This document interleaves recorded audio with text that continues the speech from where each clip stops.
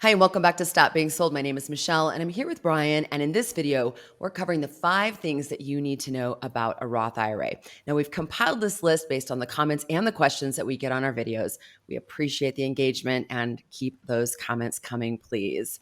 Let's start with the first thing that people need to know about a Roth IRA, which is the 5-year rule. Yeah, that's probably the biggest scenario you need to know about right off the bat. And it's the Roth IRA 5-year rule. And that is a provision that determines whether withdrawals from a Roth IRA are considered qualified distributions, meaning they're tax-free and penalty-free, which is the sweet spot. The 5-year rule starts the date you open a Roth IRA and contribute funds to it. Also, it applies to the earnings portion of the account, not the contributions, since the contributions to a Roth IRA are made with after-tax dollars. Now, according to this rule, in order for a Roth IRA distribution to be qualified, 2 conditions must be met. The first condition is that at least 5 years must have passed since the Roth IRA owner made the first contribution to any Roth IRA. The clock starts ticking from the beginning of that tax year in which the first contribution is made, regardless of the date. And here's what I mean by that. Let's say it's you put in December 31st, of 2021. Sure. IRS goes back to January 1st of that year. That was my big question. Okay, so it goes all the way back to whether you did it in September, July, February. The IRS brings it back to January, so the beginning very of first day of the year. Yep. Okay. All right. So go ahead. And the second condition is that the distribution must meet at least one of the following requirements. The distribution is made after the Roth IRA owner reaches the age of 59 and a half, is due to the Roth IRA owner's death, disability, or let's say the distribution is used for qualified first-time home buyer expenses up to the $10,000 lifetime limit. Okay. Now, if both of these 5-year requirements and one of the conditions above are met, the distribution from the Roth IRA is considered a qualified distribution and is free from taxes and penalties. Okay. If it doesn't meet the requirements, it now may be subject to taxes and penalties, but only on the earnings portion only. Okay, so one of these two, the first condition or the second condition, have to be met, correct? Right. Or is it right? Okay. Both. Right. Both. Okay, so the first 5 years, and then one of the second conditions. Got it. Okay, so you have to have at least 5 tax years must have passed since you made that first contribution, and then one of these 4 items that you just mentioned. Okay, great. And that is when that happens, it's considered a qualified distribution and it's free from taxes and penalties. You got it. 100% tax-free and penalty-free. All right. Okay. So let's move on to the second thing that you need to know about a Roth IRA. And that's all about the withdrawal rules. So walk us through that. Yeah, this one's real simple. Your contributions are always yours to keep. Just remember that. You put in $5,000 and it grows to $6,000, your $5,000 are yours. Is that simple? Every dollar you put into the Roth IRA can be removed at any time without taxes and penalties. And this is why many folks use their Roth IRA as their emergency fund. Right. Love it. All right. So third thing people need to be aware of is that conversions are not contributions when you convert into a Roth. Right. Roth conversions are not considered contributions. Okay. Contributions are when you take out your paycheck or from your bank account and deposit into your Roth IRA.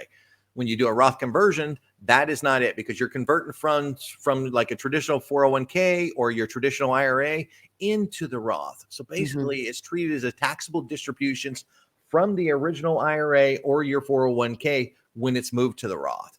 Okay. And now when you convert these funds into a Roth IRA, you're going to need to pay taxes on that amount converted. This is because traditional IRAs and qualified retirement plans are funded with pre-tax contributions, and a conversion to a Roth is considered a taxable event. And it's also important to note that the 5-year rule applies on a per account basis, correct?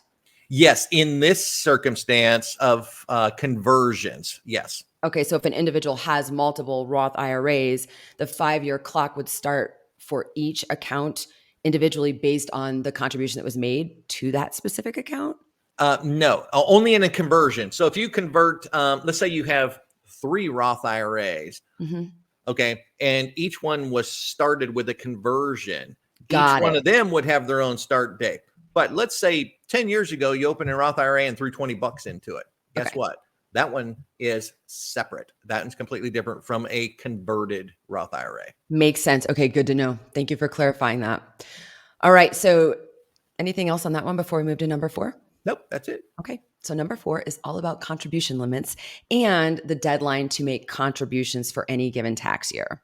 Yeah. So for 2023, a Roth IRA allows a maximum contribution of $6,500 or $7,500 for those 50 and above. Okay. And you can make them contributions towards your 2023 tax year limit until tax day in 2024.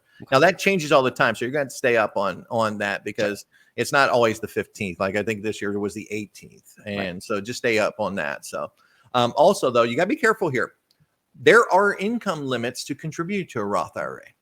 So if you file taxes as a single person, your modified adjusted gross income, or your MAGI, must be under $153,000 for tax year 2023 to contribute to a Roth IRA. And if you're married and file a joint, that must be under $228,000 for tax year. No. All right, let's move on to the 5th thing that we need to know about a Roth IRA, and that has to do with the inherited Roth IRA distribution rules, including the 10-year rule and what's called the spousal continuation. So this is a lot, Brian. This is a lot. It's super important that people understand this. So I'm going to turn it over to you. Yeah, this one's critical if you plan on leaving your IRA to a loved one or if you're married today, okay? There's 2 main scenarios here, and they're dictated by who you are as an individual. So are you the surviving spouse, or are you anyone besides the spouse, like a child, another family member, or even just a good friend listed as the beneficiary? Okay, so 2 different scenarios. So let's start with the spouse first. If you're the spouse and you inherited a Roth IRA, you've got 4 options. First one is the spousal continuation. Basically, you're going to treat the account like it was always yours in the first place. Sure. So you're going to transfer the assets into your own existing or a new Roth IRA. Distributions can occur at any time, but the earnings generally will be taxable until you reach age 59 and a half and a 5-year holding period has been met. And this is only available if the spouse is the sole beneficiary, correct? You're exactly right. So if that Roth IRA was a split, no, you cannot do this. Okay. So if there was 2 different beneficiaries. So also, you're going to be regulated by the same distribution rules as a Roth IRA had been yours originally. Sure. So normally you're going to have the early withdrawal penalty still going to apply, but you can also designate your new IRA beneficiary also. Make sure you do that. So. Absolutely. Yeah, exactly. Right. So basically this is, if I'm a spouse, it's treating it as my own. It comes to me, same rules apply. You got it. Okay. What's option 2? Yeah. How about you can open your own inherited Roth IRA using what's called the life expectancy. So it's going to be based on your life expectancy moving forward.